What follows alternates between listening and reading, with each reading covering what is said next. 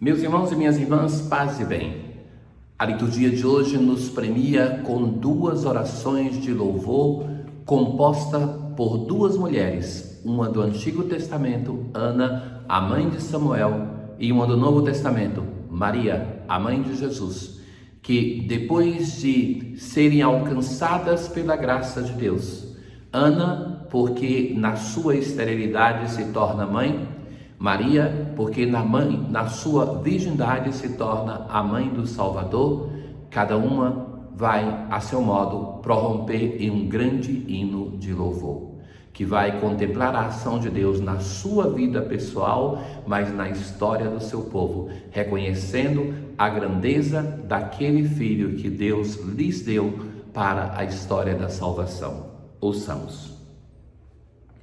Na antífona de entrada de hoje: ó portas, levantai vossos frontões, levantai-vos portas eternas, porque ele entre o Rei da Glória. Este é o Salmo 23, o Salmo que fala da entrada do Senhor no seu templo, na sua casa. Hoje, na primeira leitura, nós encontramos Ana, que depois de ter ido ao templo, pedir ao Senhor a graça de ser mãe, ela que não tinha filhos, e ela vai prometer que vai consagrar esse seu filho ao Senhor. Nasce Samuel e quando ele tem 3 anos, ele é levado ao templo por ela. Hoje a leitura nos mostra um momento que ela chega no templo para entregar seu filho.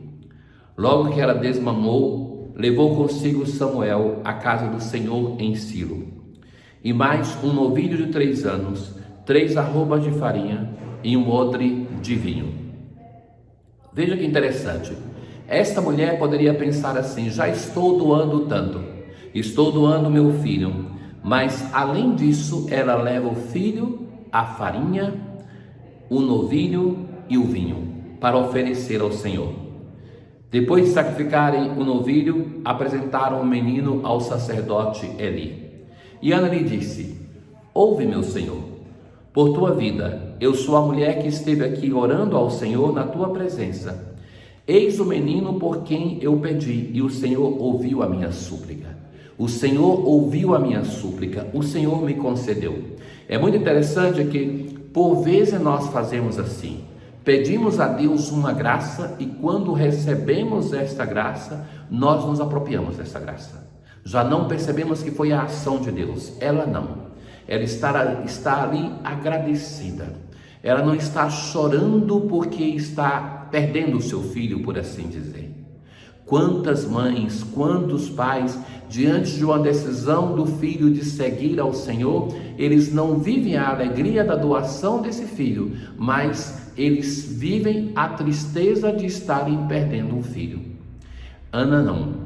Ela está ali agradecida. O Senhor ouviu a minha súplica. Portanto, eu também o ofereço ao Senhor.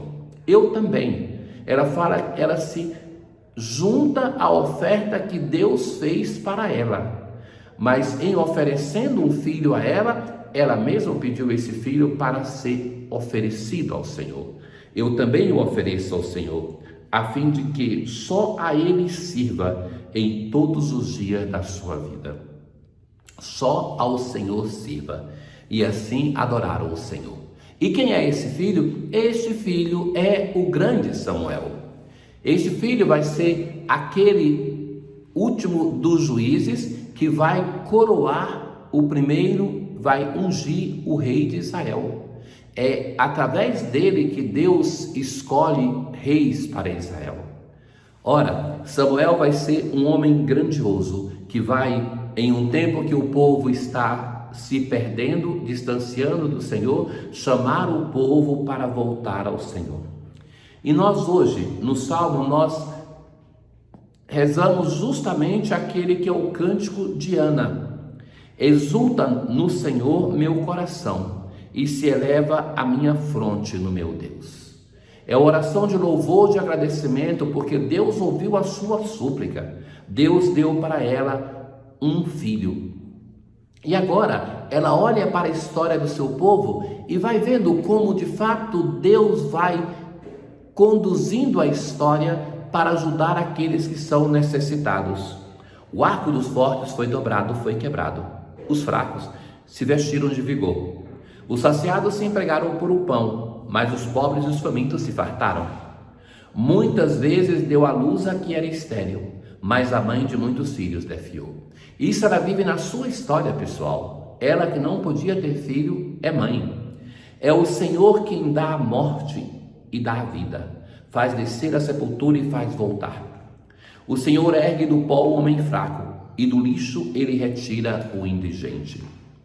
Nós, mais uma vez, estamos diante do mistério da encarnação, pasmos, e por isso, admirados, nós clamamos: ó Rei e Senhor das nações, e pedra angular da igreja.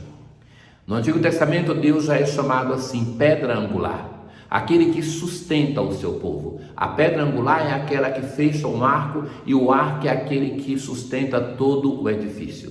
Deus é a pedra que sustenta o seu povo. E Jesus, no Novo Testamento, vai ser reconhecido como a pedra que os pedreiros rejeitaram.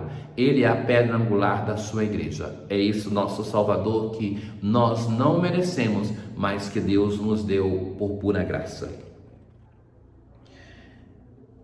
Quando Maria ouve aquilo que nós ouvimos no Evangelho de ontem, a saudação e a manifestação de alegria de Isabel, ela então, Maria, a querida de Deus, vai prorromper em um hino de louvor. É o Magnificat.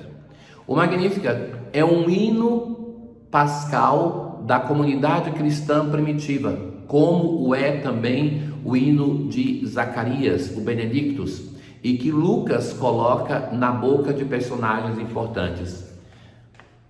Depois de contemplar aquilo que Deus faz por ela, a minha alma engrandece o Senhor e meu espírito se alegra em Deus, meu Salvador, porque olhou para a humildade de sua serva.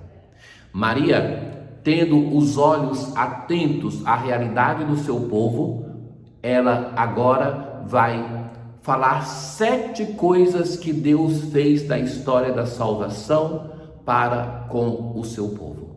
A primeira delas, ele mostrou a força do seu braço. Deus não é indiferente ao sofrimento da humanidade. E ao longo da história da salvação, ele mostra a força do seu braço, que é a força que conduz a humanidade para fora do pecado, para que realiza a justiça. O braço de Deus é o braço forte daquele que escolheu um povo, que protegeu o seu povo. Dispersou os soberbos de coração. Quem são os soberbos de coração? São aqueles que buscam roubar a ação de Deus para si, que se consideram deuses de si mesmo e dos outros. Então o Senhor dispersa os soberbos de coração, aqueles que no coração têm a si mesmos. Derrubou do trono os poderosos, aqueles que governavam os povos, aqueles que subjugavam Israel, aqueles que fizeram o povo de Deus sofrer. E elevou os humildes. O humilde é aquele que, ao contrário do soberbo, coloca Deus no seu devido lugar e reconhece que Deus é o Senhor, que Deus é aquele que conduz a história. Encheu de bens os famintos. Deus não é indiferente ao sofrimento humano. Aonde tem alguém com fome, ele vai ao encontro. Recordemos do que vai fazer o seu filho Jesus diante de uma multidão faminta que está no deserto, sendo saciada com a palavra, mas ele percebe que aquele povo precisava de pão material, até para entender o sentido depois do pão espiritual. Deus sacia, enche de bens os famintos, despede os ricos de mãos vazias. Não porque o Evangelho vem para inverter a situação, fazer com que os opressores sejam oprimidos e vice-versa, mas Deus quer um reino de irmãos, aonde tenha lugar para todos. Socorreu Israel, seu servo. Ao longo da história, Deus é o fiel, aquele que vai sempre socorrer o seu povo, que vai ao seu encontro. Na oração de hoje, Deus de misericórdia, vendo o ser humano entregue à morte, quisesse salvá-lo pela vinda do vosso Filho. Fazei que, ao proclamar humildemente o mistério da encarnação, entremos em comunhão com o Redentor. Tenham todos um bom dia. O Senhor esteja convosco, Ele está no meio de nós. Abençoe-vos o Deus Todo-Poderoso, o Pai, o Filho e o Espírito Santo. Paz.